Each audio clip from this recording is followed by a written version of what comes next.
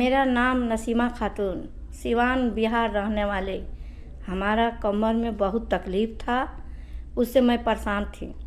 2 साल से उठना बैठना मैं मजबूर थी। आकाश हॉस्पिटल में हम आए एहसान बाबू के जरिया से। हमारे बहुत बढ़िया ऑपरेशन हुआ, कमर में नट बाल्टू लगा। मैं हाजी नसीमा खातून के साथ उनके हस्बैंड मैं हूँ, मोहम्मद नूरैन मेरा नाम हुआ। हम लोग सिवान बिहार से आए हुए हैं सर, और यहाँ किसी के ज़रिया से हम लोग पहुँचे। हमारे एहसान बाबू के वजह से हम लोगों ने इसमें ये आकाश हॉस्पिटल में पहुँचे, और यहाँ पर मेरी बीबी का ट्रीटमेंट हुआ और बहुत ही अच्छा हुआ।